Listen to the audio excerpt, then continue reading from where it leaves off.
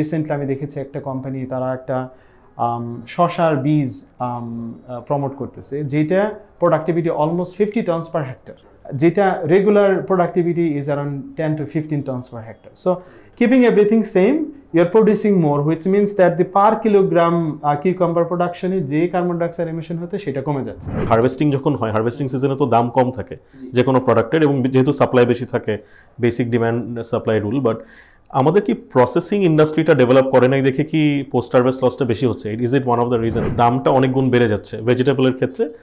এটার ব্যাপারে আসলে আপনি as a development practitioner, as an MSD expert, আসলে কি করা যেতে পারে এই ইনফ্লেশনটাকে রেইন ইন করার জন্য?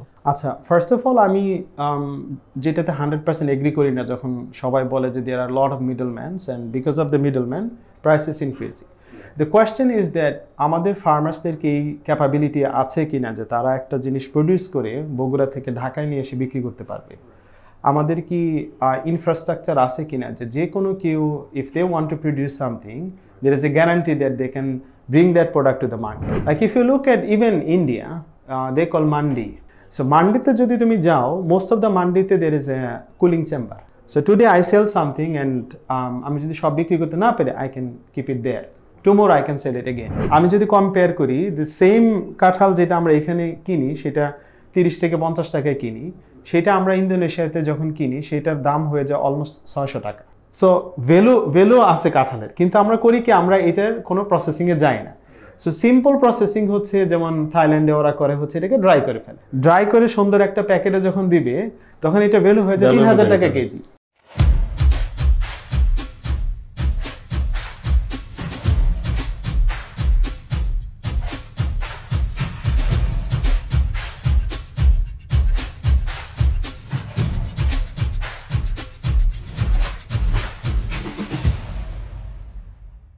Welcome to the Light Castle live show.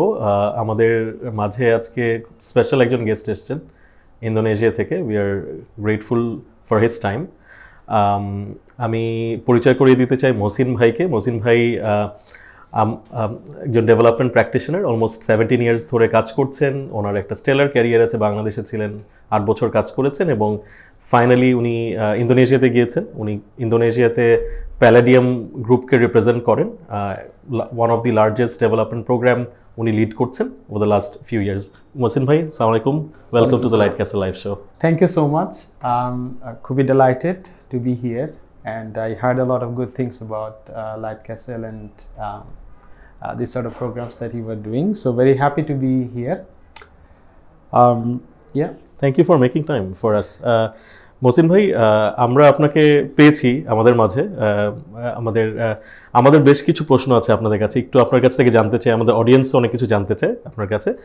একটু আপনার ডেভেলপমেন্ট জার্নিটা যদি বলতেন। আমি জানি যে আপনি বাংলাদেশিদের মধ্যে you are probably one of the few Bangladeshis who is leading an international organisation, right? প্যালাডিয়ামকে আপনি ইন্দোনেশিয়াতে লিড করছেন। সো আমি একটু জানতে চাচ্ছিলাম আপনার জার্নিটার ব্যাপারে, যে আপনি কোথায় শুরু করেছেন, আপনার ব্যাকগ্রাউন্ডের ব্যাপারে যদি একটু আমাদেরকে বলতেন। Thank you. This is my 17th year. আমি ইন্টারন্যাশনাল ডেভেলপমেন্টে আছি। আমি যখন প্রথম শুরু করি জার্নিটা খুবই interesting.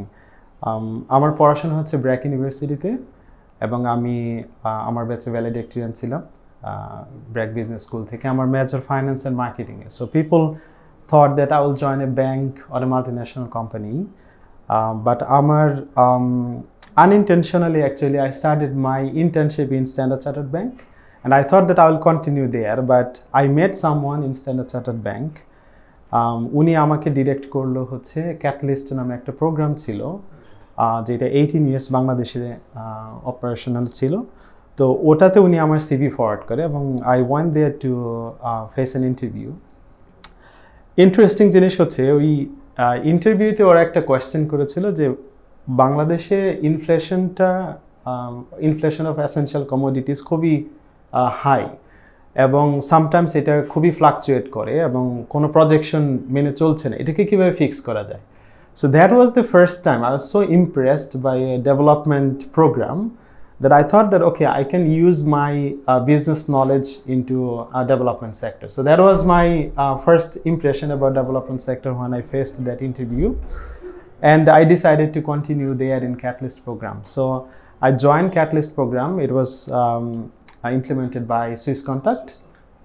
I stayed there till 2015, and then I moved to SNV for a short period of time, and there I designed, actually co-designed with ACI, the largest company, you know, at Climate Smart Agriculture program, co-designed Kori. And then after 8 months, I joined one of the biggest MSD program, Market System Development Program in Indonesia. Since 2016, I've been working in Indonesia, part of Palladium Group. And starting from next year, I'll be leading the country office in Indonesia of Palladium Group. Fantastic. And last 2 years, I've been leading the largest MSD program in Indonesia, which will finish this month. Fantastic, amazing. Mohsin bhai, আমি একটু জানতে চাচ্ছিলাম যে আপনি ক্যাটালিস্টের কথা বলছিলেন। Catalyst, as we know, is one of the most successful MSD programs, এবং অনেক ক্ষেত্রে ক্যাটালিস্টের অনেক ইম্প্যাক্ট আছে। এখন আমরা এগ্রিকালচার সেক্টরে বলি, ডিফারেন্ট সেক্টরসে আমরা দেখতে পারি। আমি জানি আপনি এগ্রিকালচার সেক্টর নিয়েই আসলে কাজ করেছেন। আপনার একটু কাজের যদি কিছু পরিধি বলতেন কিংবা ইম্প্যাক্টগুলো নিয়ে যদি একটু শেয়ার করতেন আমাদের সাথে। So when I first joined in Catalyst, there was a target that how many people we can reach, and not only just reach there with information and products and services, but actually how many people we can help to increase their incomes. And at that time I thought that I'll set a target. So I thought, okay, what about 1 million farming households in 10 years time? That was my personal target. And I started working in public policy, influencing work. And within 2 years, we changed the policy in Bangladesh. And আমাদের যে results measurement unit ছিল, ওরা measure করেছে যে because of that particular policy change, 150,000 farmers, especially fishermen, were impacted positively.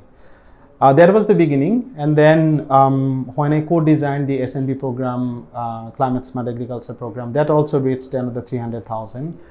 And the last 8 years, I've been working in one of the biggest MSD program that reached more than 1.5 million people, and they increased their income almost by 120% on an average.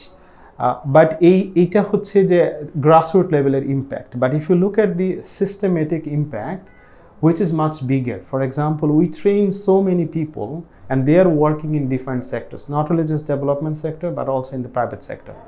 And they are leading international programs. They are working as technical lead in international programs. So from Bangladesh, it's like, you know, BRAC NGO and Grameen Foundation, they are moving into other countries and they are working there. Similarly, Catalyst alumni and the people we worked with, we trained, they are working in many different countries across all continents. And they are having and creating this, you know, holistic impact at the grassroots level. Right. Of course, this is fantastic. কারণ আমি নিজেও অনেক catalyst অ্যালামসদের সাথে কাজ করেছি, মানে they are contributing significantly. মানে I fully agree with you. আমি একটু যেটা জানতে চাচ্ছিলাম যে আমরা মানে আপনি MSD expert, market systems development নিয়ে আমরা কাজ করি, এটা যদি আমাদের অডিয়েন্সের জন্য একটু খুব ব্রিফলি যদি আমাদেরকে এক্সপ্লেইন করতে, what is the approach like, what's the type of impact that the approach generates, একটু যদি একটা এক্সাম্পল দিয়ে বোঝাতেন। হ্যাঁ, এটা এমএসডি তুমি ট্রেনিং নিয়েছো, একটা ফর্মাল ট্রেনিং এবং one of the best organisation থেকে, you know how complex this is. But if I put things in a simpler way, basically if there is no incentive, nothing will work. That's the main principle. So if you want to create a positive impact and think about, এই ইম্প্যাক্টটাকে sustain করবে কি করবে না, so there is only one question: is there a incentive for the market actors? So that is the basic principle. Now what we do traditionally when NGOs work to develop a sector, what we do is we say, okay, farmers, what do they need? If they need something, we are here. So it's a donor money, we buy that and we give it to the farmers. But what MSD says is that no, once you are not here, that impact will not continue. So what can we do?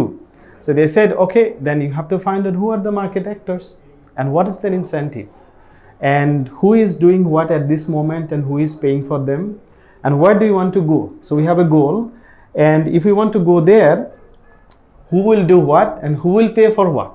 So that's a basic framework. But on top of that, actually, there are four basic steps. So one is definitely you do analyze the whole sector that you want to develop and find out the root causes of the problem. And second is based on that root causes, you develop a vision. And with that vision, you also develop the strategy to achieve that vision. And the third stage is you implement, but you implement with the local actors. As I said, jader incentive আছে to continue to do something. And finally, you prove and improve by doing continuous measurement. So you do measurement because you want to prove the concept that you develop, and also you want to improve the concept. So these are the four building blocks of MSD. This is fantastic. আসলে মানে আমাদের আশেপাশে অনেক impact আমরা দেখতে পাই এই প্রোগ্রামসগুলোর। একটা example আমি নিজেও শেয়ার করতে চাই যে আমাদের কারেন্টলি যে সিডস বিক্রি হয় ছোট প্যাকেটে, এটা আমার আন্ডারস্ট্যান্ডিং হচ্ছে এটা একটা ক্যাটালিস্ট ইন্টারভেনশন থেকে এসছে। কারণ আগে বস্তায় হয়তো সেল করতো, এখন ছোট প্যাকেটে সেল করে, যেটা অ্যালাউ করে কোনো হোমস্টেড লেভেলে আপনি ব্যবহার করার জন্য, সিড ব্যবহার করার জন্য। এটা এই একটা ইন্টারভেনশনের এমএসডি অ্যাপ্রোচের একটা যদি সুফল যদি বলি কিংবা পজিটিভ ইম্প্যাক্ট ওখান থেকে এসছে।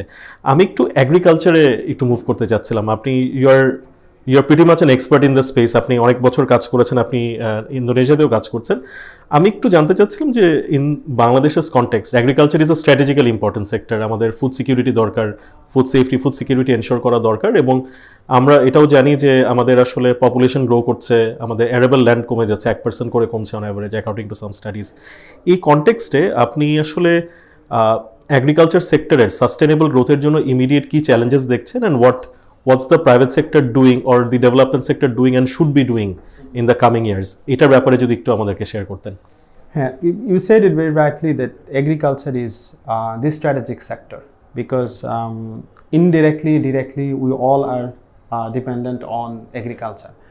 And if you look at all the sustainable development indicators, almost all of them actually directly or indirectly related to agriculture. So we cannot escape agriculture. We can't just focus on service market and forget agriculture. So agriculture has like there is a tons of problems in agriculture sector. So from climate change to lack of technology and the human resources that used to work, like farmers, number of farmers are reducing significantly. Farmers, they don't want their kids to work in farm. So we need to think about who will continue farming.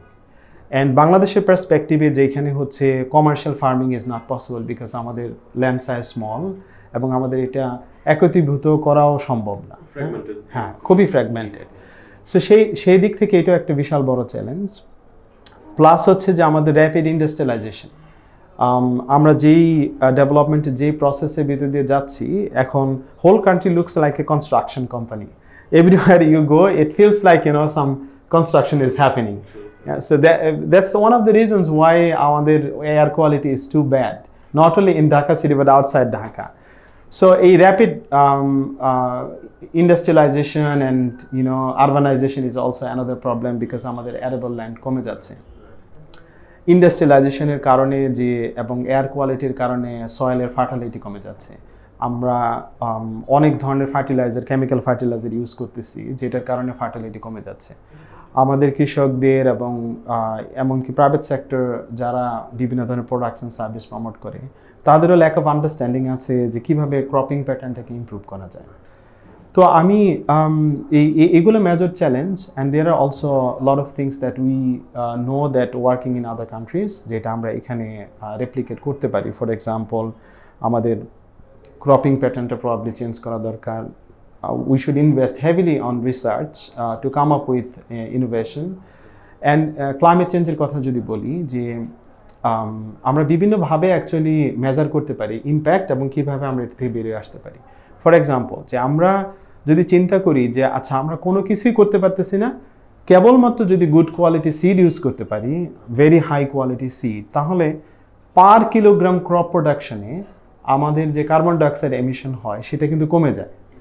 So same piece of land, same fertilizer use, same water use, and everything remains same, but the productivity increases multiple times. For example, একটা recently আমি দেখেছি একটা company তারা একটা শসার বীজ promote করতেছে, যেটা productivity almost 50 tons per hectare, যেটা regular productivity is around 10 to 15 tons per hectare. So keeping everything same, you're producing more, which means that the per kilogram cucumber production এ যে কার্বন ডাইঅক্সাইড এমিশন হতে সেটা কমে যাচ্ছে. So research will play a big role there. Second is investment from the private sector is needed. But সেটার জন্য আমাদের একটা conducive enabling environment দরকার. And I think with the new administration in Bangladesh, they all understand about this impact on climate and the trickle-down effect on agriculture and the people, and they will take the right decision to make sure that there is an enabling environment, so private sector can invest in research, and they can actually tackle the problem together with the government. Right now, you brought up some very important points. আপনি যেটা বলছিলেন যে climate চেঞ্জের ফল আউটটা এটার আসলে অনেকভাবে manifest হচ্ছে, যেমন কিছু জায়গায় স্যালিনিটি বেড়ে যাচ্ছে, কিছু জায়গায় হয়তো দেখা যাচ্ছে ল্যান্ড রিভার ইরোশনের কারণে আমরা প্রবলেমস ফেস করছি, এক্সট্রিম ওয়েদার কন্ডিশনস হচ্ছে যে কারণে হয়তো আমাদের প্রোডাকশনটা হ্যাম্পার্ড হচ্ছে। এটা অবভিয়াসলি রিসার্চ ছাড়া আমাদের আসলে ক্লাইমেট রেজিলিয়েন্ট যেগুলো আপনি যে সিডের ক্ষেত্রে বলতে পারি, এটা অন্য প্রোডাকশন ফার্মিং প্র্যাকটিসেসের ব্যাপারে বলে, research definitely plays a big role, and I hope our governments and other stakeholders will take that into consideration in the future. এমনি আমি একটু জানতে চাচ্ছিলাম যে মানে আপনি যদি একটু আমাদেরকে বলতেন যে কারেন্টলি যেহেতু অনেক ইনফ্লেশন আমরা এক্সপিরিয়েন্স করছি, অ্যাজ উই নো ফুড ইনফ্লেশনটা plays a major role in the overall inflationary trend.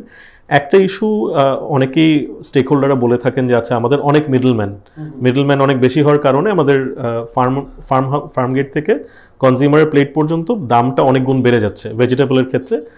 এটার ব্যাপারে আসলে আপনি as a development practitioner, as an MSD expert, আসলে কি করা যেতে পারে এই ইনফ্লেশনটাকে রেইন ইন করার জন্য? আচ্ছা, ফার্স্ট অফ অল আমি যেটাতে 100% এগ্রি করি না যখন সবাই বলে যে there are lot of middlemans and because of the middleman price is increasing. The question is that আমাদের ফার্মার্সদেরকে এই ক্যাপাবিলিটি আছে কি না যে তারা একটা জিনিস প্রডিউস করে বগুড়া থেকে ঢাকায় নিয়ে এসে বিক্রি করতে পারবে। আমাদের কি ইনফ্রাস্ট্রাকচার আছে কি না যে কোনো কেউ if they want to produce something there is a guarantee that they can bring that product to the market. এটা কিন্তু এই ইনফ্রাস্ট্রাকচারটা আমাদের নেই, যার কারণে হচ্ছে কি যে there are a lot of middlemen and they play a big role. So বগুড়াতে যে ফার্মার মরিচ উৎপাদন করতেছে তার জন্য ঢাকায় যেহেতু বিক্রি করা সম্ভব না, there will be middlemen. Now the question is, are there more middlemen than needed? That is a question. So we definitely need middlemen.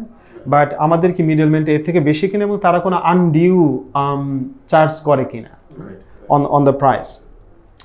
Another thing is post harvest loss. So আমরা চিন্তা করি যে মিডলম্যানদের কারণে হচ্ছে প্রাইস বেড়ে গেছে, but just imagine যে আমি একজন সেলার ইন কারণ বাজার or in a local market, আমি আজকে একটা পেরিশেবল প্রোডাক্ট কিনবো, আজকে যেই দামে বিক্রি করতে পারবো কালকে সেম দামে বিক্রি করতে পারবো না, বিকজ অ্যাজ এ কনজিউমার আমি একটা জিনিস যদি ভালো দেখা না যায় আমি এটা কিনবো না। সো যত দিন যাবে পেরিশেবল প্রোডাক্টটা সেটা ভ্যালু কমে যাবে। সো আমাকে সেলার হিসেবে চিন্তা করতে হবে। So first day definitely I will sell at a higher price, second day automatically কমে যাবে, থার্ড ডে অটোমেটিক্যালি কমে যাবে, এবং ফোর্থ ডেতে হয়তো আমাকে ফেলে দিতে হবে। Now how can we reduce this post harvest loss is by developing the infrastructure. Like if you look at even India, they call mandi. So mandite jodi tumi jao, most of the mandite there is a cooling chamber. So today I sell something and ami jodi shob bikri korte na pare I can keep it there, tomorrow I can sell it again.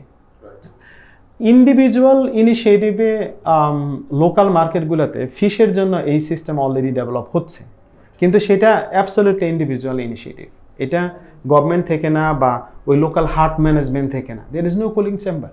So there are a lot of post-harvest loss, almost 30%, significant. এবং এইটাকে tackle করার জন্য তো প্রাইসের উপরে pressure পড়বেই, এবং আমাদের কনজিউমারদেরও একটা রোল আছে সেখানে। তারা হচ্ছে যেটা দেখতে ভালো সেইটাই শুধু কিনবে, দেখতে ভালো না থাকলে কিনবে না। হ্যাঁ, সেখানে আমরাও একটা রোল প্লে করতেছি।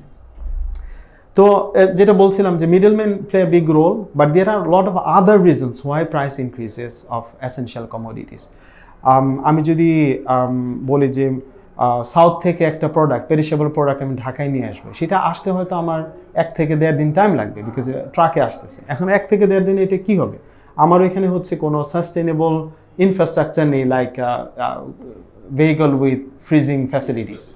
সো এগুলা যদি না ডেভেলপ হয়, আমরা শুধু মিডলম্যানকে দোষ দিই, এটা আমরা কখনো ট্যাকল করতে পারবো না। এটা খুবই মানে this are very very important points. এটা আসলে অনেকের কনফিউশনও আছে যে অনেকে জাস্ট এটাকে একটু লিনিয়ারভাবে চিন্তা করে যাচ্ছে এই প্রবলেম আর কি, কারণ there are it's a systemic challenge, right? এবং অনেক মেজর ইস্যুসগুলো আছে।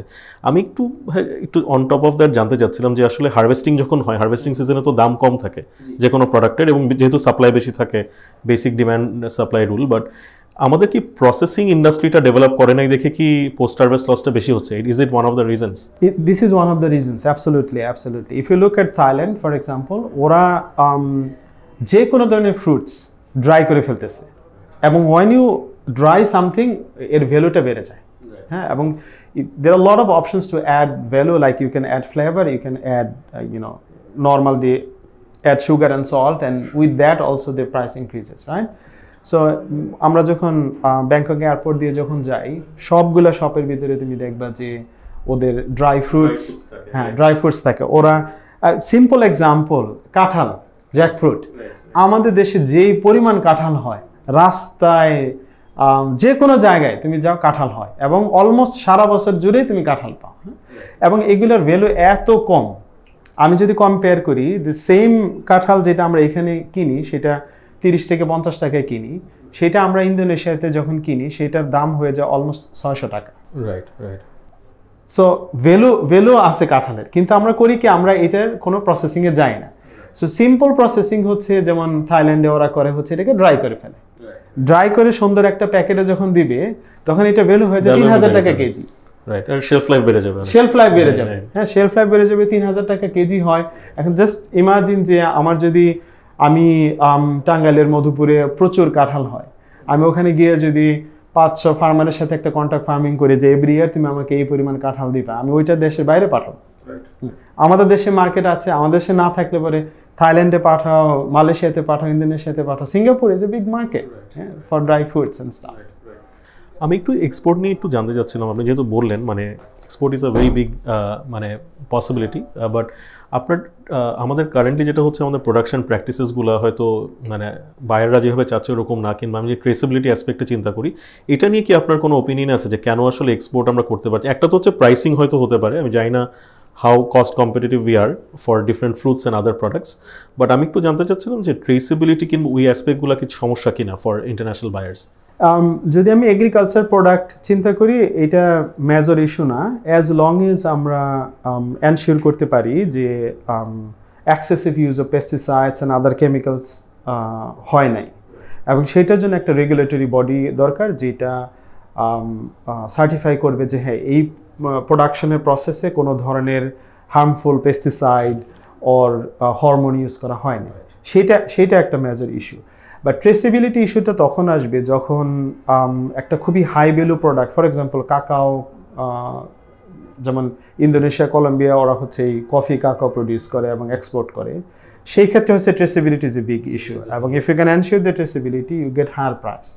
But normal essential agriculture commodities যেগুলো, সেইগুলোতে মেইন ইস্যু হচ্ছে এই প্রোডাকশন প্রসেসটা কি, এবং সেইখানে সার্টিফিকেশন আছে কিনা, কেমিক্যাল আছে কিনা, হার্মফুল কেমিক্যাল আছে কিনা, লেড পাওয়া যায় কিনা, এই জিনিসগুলো হচ্ছে main issue.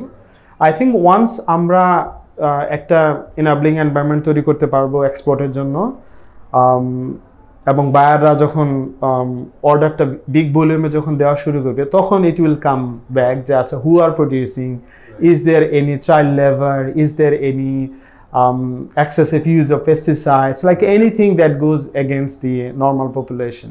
Right. No, these are very important. This is my last question in this segment, কারণ এগ্রিকালচার নিয়ে আমি ভাবলাম যে আপনাকে যেহেতু পেয়েছি, আমরা এগ্রিকালচার নিয়ে সংক্রান্ত কিছু কথা বলি। আমাদের ইন্ডিয়াতে কিংবা অন্য এরিয়াতে দেখি, যেমন আমুল ইজ ওয়ান এক্সাম্পল, হয়তো ডেইরিতে কিংবা আমি লাইভ স্টক সেক্টরে একটা অ্যাগ্রিগেশন টাইপের এফার্ট হয়েছে। ইনফ্যাক্ট বাংলাদেশেও মিল্ক ভিটার কিছু সিমিলার মডেল আছে, বাট অ্যাগ্রিকালচারে যদি আমি হটিতে বলি, এরকম সিমিলার কোনো কোঅপারেটিভ কিংবা একটা প্রাইভেট সেক্টর অ্যারেঞ্জমেন্ট ওভাবে হয়ে ওঠেনি। আপনি কি কোনো স্পেসিফিক রিজন মনে করেন যে কেন আমরা আসলে পারিনি এরকম একটা অ্যাপ্রোচে যেতে? এইটার মেইন কারণ হচ্ছে actually there was a programme which tried to develop some infrastructure এবং বগুড়াতে যদি যাও তুমি আরডি এর আশেপাশে, ওখানে দুইটা মার্কেট আছে খুব কাছাকাছি। একটা হচ্ছে 2 স্টোরি বিল্ডিং, যেটা গভর্নমেন্ট থেকে ডেভেলপ করে দেওয়া হয়েছে। আরেকটা হচ্ছে নর্মাল মার্কেট, যেটাতে traditionally people use to come. তো যেটা হয়েছে সেটা হলো যে সব মানুষ ওই নর্মাল ট্রেডিশনাল যেই জায়গায় বসতেছে সেইখানে যায়, কিন্তু গভর্নমেন্ট যে একটা খুবই ভালো মডার্ন ফ্যাসিলিটিস তৈরি করে দিল সেখানে যায় না।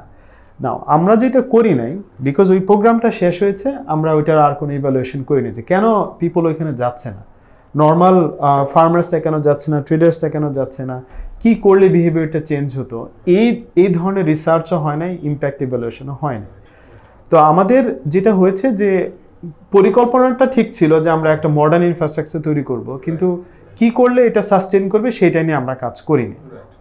আরেকটা কারণ হচ্ছে যে আমাদের তুমি যদি দেখো যে this country has so much of opportunities, and I remember one of my professors was saying that সে যখন বাংলাদেশে প্রথম আসে, এয়ারপোর্ট থেকে একটা বাসে যাচ্ছিল সে, just to experience the life in Dhaka city. তো উনি বলছে যে এই কান্ট্রি ডেভেলপ না করে থাকতেই পারে না। কারণ হচ্ছে যে একটা বাস যখন থামে যে কোনো একটা স্টেশনে ফর 2 মিনিটস, এই 2 মিনিটসের ভিতরে there are hundreds of dollars of business. Like some people are coming with some products and people are buying, although they are sitting there. And this is bizarre, you know. Not all countries have similar experience, similar situations. So আমাদের হয়েছে কি যে মার্কেটগুলো এত অপরিকল্পিত হয়েছে যে রাস্তায় কেউ বসলে একটা কিছু সেল করতে পারে। তারা এটা রিয়েলাইজ করে না যে আমি এই প্রোডাক্টটা যদি একটা ফর্মাল চ্যানেলে বিক্রি করতে পারতাম তাহলে হয়তো এর থেকে বেশি প্রফিট মার্জিন থাকতো। এই রিয়েলাইজেশনটা ম্যাস লেভেলে, গ্রাসরুট লেভেলে নেই। তো ওই এডুকেশনটা আমরা কখনো করি নাই, এবং আমরা এডিশনাল যে ভ্যালু একটা কোঅপারেটিভ করে প্রসেস করে বাইরে পাঠানো, সেটা আমরা কখনো ওই ইনিশিয়েটিভ আমাদের থেকে নেওয়া হয়নি, ম্যাসিভ স্কেলে কখনো নেওয়া হয়নি। Maybe there are some pilots I am not aware of, but massive স্কেলে কখনো করা হয়নি। আমাদের অনেক কর্মকর্তা, আমাদের অনেক development workers they use to travel to Thailand to see cooperatives, and আমরা নিজের চোখে দেখেছি যে ওরা প্রত্যেকটা গ্রামে কিভাবে কোঅপারেটিভস গড়ে উঠেছে এবং তারা নিজেরা প্রসেস করতেছে এবং সেইগুলা দেশের বাইরে পাঠাচ্ছে। নর্মাল নারকেল, ডাব, যেটা আমরা এমনি বাজার থেকে কিনে খাই, মেবি 100 টাকা, 70 টাকা, 80 টাকা, সময়ের উপরে ডিপেন্ড করে, সেটা ওরা জাস্ট উপর থেকে স্কিনটা তুলে সেটাকে একটা সুন্দর শেপ দিয়ে প্যাকেট করে প্লাস্টিক প্যাকেট দিয়ে পাঠিয়ে দিচ্ছে অন্য দেশে, সেটা দাম হয়ে যায় 600 টাকা। সো এই অ্যাওয়ারনেস, এই এডুকেশনটা আমরা কখনো করিনি।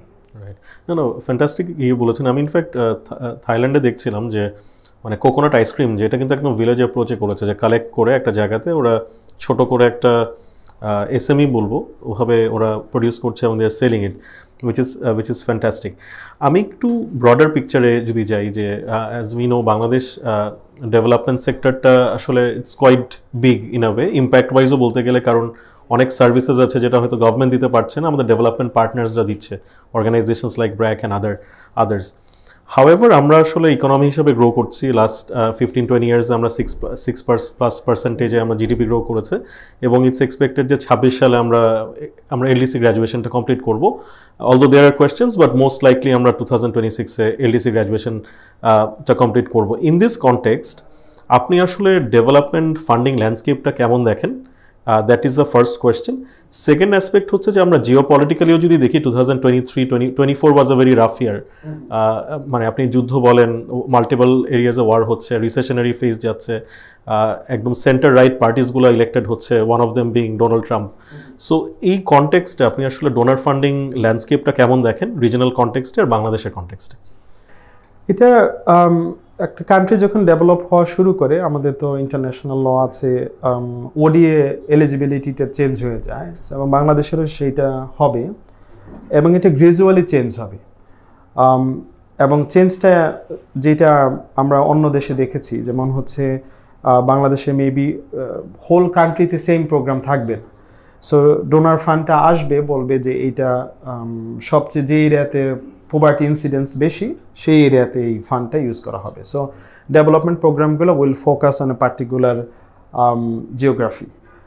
মেবি সাউথে চলে যাবে, একটা ক্লাইমেট স্মার্ট প্রোগ্রাম আসলে সেটা হয়তো মেইনলি সাউথে যাবে। রিসেন্টলি আমি দেখেছি একটা USAID প্রোগ্রাম আসতেছে, সেটা মেইন ফোকাস সিলেট। সো এরকম একটা সাইড যাবে ওইদিকে। আর যে মেজর সাইড যেটা চেঞ্জ হবে সেটা হচ্ছে যে এইটা কনভার্ট হয়ে যাবে ট্রেডে, বিকজ আমাদের এখানে প্রাইভেট সেক্টরটা ডেভেলপ করতেছে এবং আমাদের মিডল ক্লাসের পরিধিটা বেড়ে যাচ্ছে। সো যারা এইড দেওয়ার কথা ছিল তারা চিন্তা করবে যে হ্যাঁ, now I can sell products and services there, I can also buy from them. So this aid will become trade এবং মেজর ফান্ডিংটা অ্যাকচুয়ালি ওখানে যাবে। আরেকটা এরিয়া আছে যেটা অলরেডি স্টার্ট করেছে রানা প্লাজার ইনসিডেন্টসের পরে, সেটা হচ্ছে কমপ্লায়েন্স ইস্যুগুলোতে। So donor will fund a lot to make sure that যে বাংলাদেশি যে কোম্পানিগুলো আছে তারা কমপ্লাই করতে পারে ইউরোপিয়ান ইউনিয়নের লজ, নর্থ আমেরিকান লজগুলোর সাথে, যাতে তারা এক্সপোর্টে কম্পিটিবল থাকতে পারে। সেই দিকে চলে যাবে। গ্রিন ডিলের কথা বলছেন। জি জি জি, অ্যাবসলিউটলি রাইট। এমনি ইন জেনারেল আপনার মানে আমরা দেখেছি যে একটা রিসেন্ট ট্রানজিশন যেটা হয়েছে যখন বরিস জনসন প্রাইম মিনিস্টার হলেন ইউএসএ, তখন ইউকেতে, তখন আসলে ডিফিটকে আসলে FCDO তে ট্রানজিশন হলো এবং এটা একটা ফরেন মিনিস্ট্রির পার্ট হয়ে গেল। এবং আমরা দেখেছি যে যেহেতু ট্রাম্পও এসছে, মানে সে একটু আইসোলেশনিস্ট কিছু মানে মাইন্ডসেট আছেন। We don't know what would happen to Trudeau next year, ক্যানাডাতেও ইলেকশন আসছে। এই কনটেক্সটটাকে কি আপনি মনে করছেন যে ওভারঅল ডোনার ফান্ডটা কি ইম্প্যাক্টেড হবে ইন দ্য কামিং 5 years? এটা আমরা হিস্ট্রি থেকে লেসন্স নিতে পারি। যেমন লাস্ট টাইম যখন ট্রাম্প এসেছিল তখন অলমোস্ট 50% এইড মানি কমে গেছে এবং lots of health program specially in Africa ওরা কাট করেছে। এবং হেলথ প্রোগ্রাম ইউজুয়ালি কেউ টাচ করে না, because it's for the humanity and it's for the people. So আমরা এটা দেখেছি। এবং ট্রাম্পের যে প্রিন্সিপাল যে আমেরিকা কামস ফার্স্ট, সেইটাতে তারা কন্টিনিউ করবে। এবং recently we saw in the news যে some very vocal figures they became part of Trump administration, এবং তারা এটা কন্টিনিউ করবে। মেবি এর তীব্রতাটা আরেকটু বেড়ে যাবে। সো উই এক্সপেক্ট যে স্পেশালি USAID থেকে there will be lot of funding cut. ইউকেতে যেটা হয়েছে সেটা হলো যে জাস্ট অ্যান এক্সাম্পল, মাঝখানে ওরা বলছে যে চায়নাতে এইড দিবে। নাও চায়না, জাস্ট ইমাজিন যে ওরা বলতেছে চায়নাতে আমরা এইড দিব। নাও the hidden agenda is that the aid money will be used for diplomatic relationship building. So they will develop probably something, or they will help with something that will contribute to bilateral relation. Now Bangladesh is an important country here, jodio in the middle of China, USA and Russia nexus, but UK and USA, I believe that they will try to help Bangladesh so that they also have a good ties. And there are a lot of Bangladeshis working there. There are historic relationship with UK and US, so they will continue. But as you said, like FCDO হওয়ার পরে আমাদের কিন্তু funding অ্যামাউন্টটা কমে গেছে। ট্রাম্পের রি-ইলেকশন of course ফান্ডিংটা কমে যাবে। Canadian funding was not that big, probably will not impact a lot even if Trudeau changes, but USAID and FCDO, they were the main bilateral funding organizations, and it will definitely affect the donor landscape. Fantastic. আপনি যেটা বললেন আসলে যে এটা হয়তো একটা foreign policy টুল হিসাবে একটু হয়তো অন দ্য ফ্রন্ট হতো না, এটা এখন হয়তো সামনাসামনি হবে, যেটাকে একটা ডিরেক্ট টুল হিসাবে এই ডোনার ফান্ডটাকে, এইটাকে আসলে একটা টুল হিসাবে ডিরেক্টলি ইউজ করা হবে। And then mostly probably will go directly to the government, right, to make sure that G2G level, lot of G2G level programs, smaller amount of funding, but more direct impact. This makes a lot of sense. আসলে influence Garner করতে চাইলে government যদি আসলে same সাইডে থাকে তাহলে it's easier two influence in a way. আমি শেষের দিকে চলে এসেছি, আপনার একটু আবার পার্সোনাল কিছু এরিয়াতে আমরা একটু ব্যাক করব যে we know for a fact that you are constantly learning, you are doing degrees. আপনার মতো আপনি যে লেভেলে গিয়েছেন, you are leading an organization which is quite large, one of the largest programs ইয়ে করছেন। মানে first thing is what keeps you motivated to keep on learning, and why should we keep on learning? এটা নিয়ে যদি একটু বলতেন আর কি। আচ্ছা, First of all, আমার ব্যাকগ্রাউন্ডটা ডেভেলপমেন্ট সেক্টর ছিল না in the beginnings. As I said, I have business background. আমি ফার্স্ট যখন ডেভেলপমেন্ট সেক্টরে আসি তখন I even heard people saying that যে ধান গাছটা দেখতে কেমন অ্যাকচুয়ালি, এটা দিয়ে কি বাড়ি করা যায় কিনা. So there are people who are working in development sector with that kind of knowledge. So what we started at that time was that let's spend a considerable amount of time with farmers and see at least one season what they do and how they do it. That was the beginning of learning development. And what changed my perspective was there was a World Development Report. If I'm not mistaken, it was World Development Report 2015. যেটা হচ্ছে মানুষের behaviour change নিয়ে কথা বলেছে যে what works and what doesn't work. এটা আমাকে খুবই মোটিভেট করেছে to learn new things because there are lot of things I opening for me. আমি দেখেছি যে আচ্ছা আমি যেভাবে চিন্তা করি ফার্মার্স অ্যাকচুয়ালি ওইভাবে চিন্তা করে না, বাট আমি যেভাবে চিন্তা করতেছি আরেকটা some people at a different territory, they don't think in the same way. So আমি যদি এই সেক্টরে যদি কম্পিটিটিভ থাকতে চাই তাহলে হচ্ছে আমাকে শিখতেই হবে, এবং সেই প্রেরণা থেকেই হচ্ছে I continue doing lots of courses. Recent for example climate change নিয়ে I was very interested, but আমি এটাও it's an advice for business graduates or the graduates who doesn't have, let's say, technical background like environment, So I thought that, okay, where can I contribute more and how can I use this knowledge into my sector? And I found that actually climate finance is a big issue. And if I want to convince private sector to fund climate smart products and services, I need to learn যে কিভাবে approach করতে হয় private sector K, and what will change their mindset and how to develop a business model that will help companies think like, okay, I can invest in this product.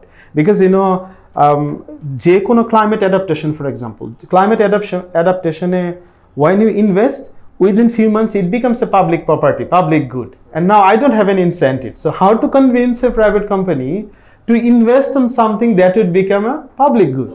Yeah, so I needed to know that because I was working with private sector and I worked with more than 200 private companies. So those kind of things actually helped me in terms of developing my own career as well.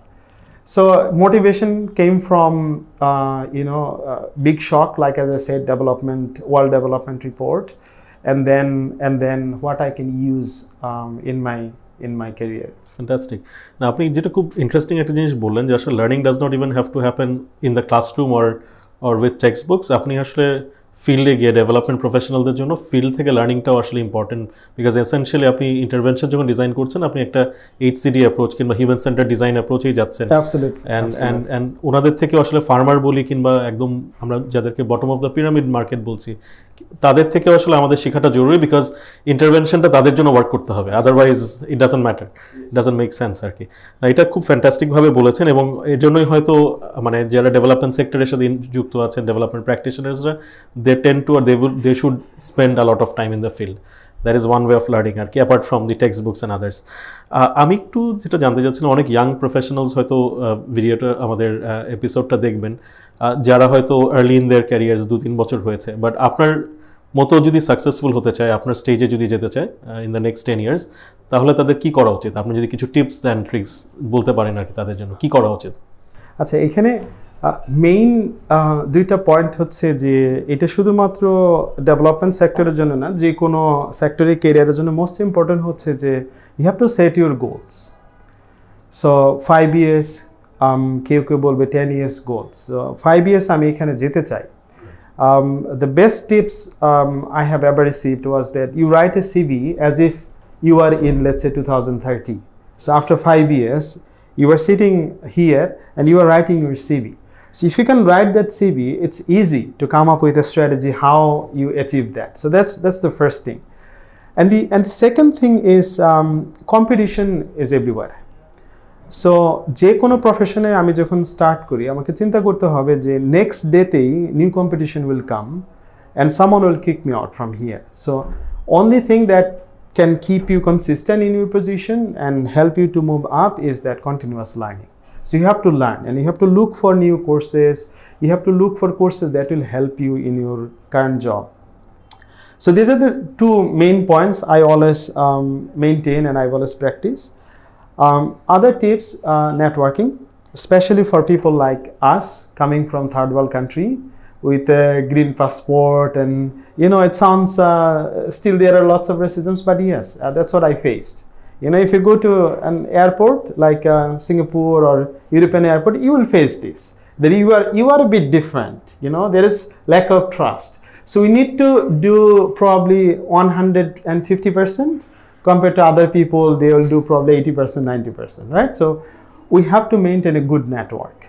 So for example, when I'm working outside of the country, I look for opportunities and I directly talk with my colleagues and my juniors, sometimes even seniors, and I give them opportunity. I try to connect them, and you have to do the same thing. So you are working today here in Light Castle, and you have a CV 5 years down the line, and you want to work in, let's say, in another country.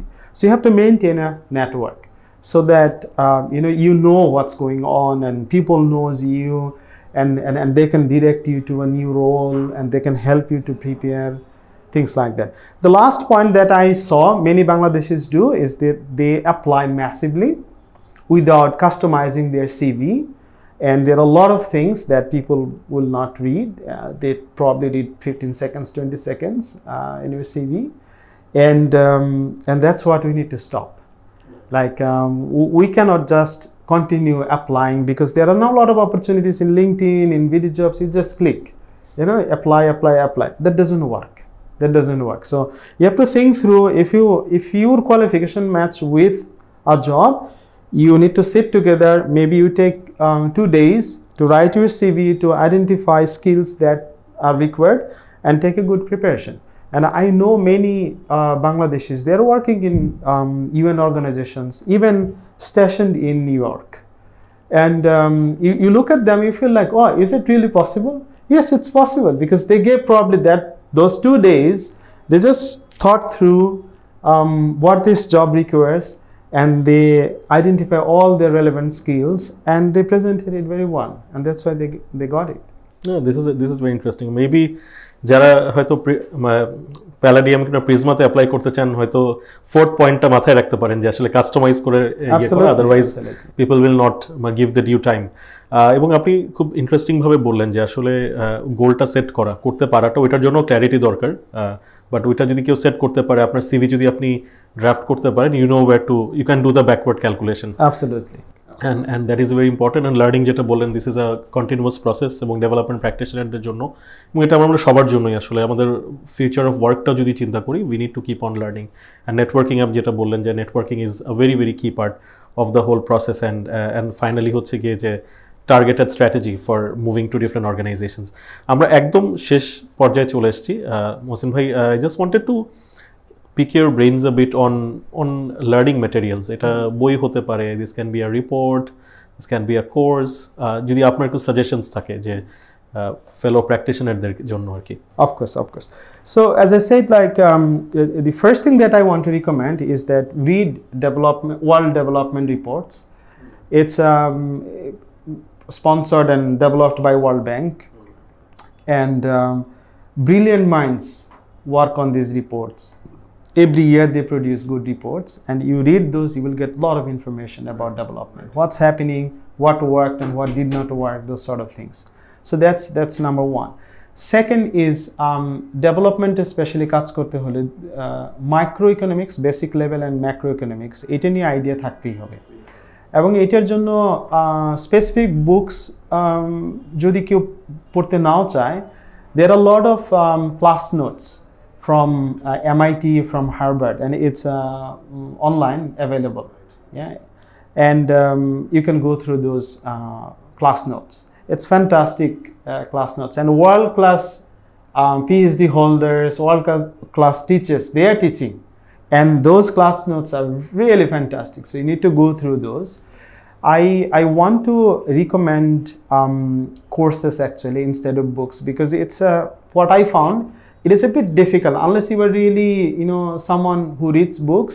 It's really difficult to consistently read books and gather knowledge from books. But if you can listen to lectures. So I want to recommend that go to edX or Coursera and find courses related to development economics from world-class universities, and that will give you like lots, you know, a ocean of knowledge, and you can select like this one I want to learn, that one I want to learn. The last thing probably is about data analysis, and it's coming up. And in development sector, it's so much of importance, data analysis. And you can actually learn it online, even simple YouTube. There are channels that can teach you R programming in 2 hours, like the whole basic R programming in 2 hours. And the R programming is needed to do like randomized control trials. You know, if you want to do a course in Harvard or in MIT, like Dr. Abhijit, the Nobel laureate, what he teaches, they use R programming, yeah, and you can learn it in 2 hours. So যারা আমার মতো যে বেশি time দিতে পারে না কোনো you know reading books, তারা হচ্ছে তাদের জন্য হচ্ছে listening to YouTube lectures and stuff. Chicago University has a very good channel actually, and they teach research, how to do research, and develop research proposals, and especially related to development work and leadership. There is another one, Harvard Business Review now has a channel, and it's so fantastic, like 15 minutes, 5 minutes lecture, and it's very well made, and you'll not feel bored. Of course. Yeah, looking at you know these kind of lectures, you feel like, oh, I'll get bored. No, it's so well made. Yeah. Right. And আপনি ট্রাফিকের মধ্যে দেখে ফেলতে পারেন। I actually try to make time for that. খুব interesting, এবং ক্লাসরুমের থেকেও অনেক ক্লাসরুম ভিডিওস কিন্তু ওনাদের যে লেকচারসগুলো হয়, লেকচারসগুলো অনেক সময় আপলোড হয়ে যাচ্ছে। So democratisation of knowledge and information, you just need to have the time to like consume them আর কি। না, খুব interesting. These are fantastic insights, Mohsin ভাই। ইন জেনারেল আমরা আসলে আপনাকে আর বেশি সময় ধরে রাখতে চাই না। Thank you for your time, we genuinely appreciate it. একটা লাস্ট আপনার যেটা বলছিলেন যে আসলে while learning is very important, research স্কিলসটাও আমার মনে হয় আপনার লাস্ট কমেন্টটা নিতে যাচ্ছি যে খুবই ইম্পর্টেন্ট একটা part, because you have to design solutions, right? মানে you are solving solutions, and একটা আপনি যখন ইন্টারভেনশনস ডিজাইন করেন, no single problem is the same, right? এবং আপনার ওই রিসার্চ প্রসেসটা would also help you or direct you in the right direction, of course. So Mohsin ভাই, thank you for your time, really appreciate it. I hope we would be able to welcome you to our office in the future, and I hope you have a safe journey back to Indonesia. Thank you so much. Thank you for inviting me. Thank you so much. Take care.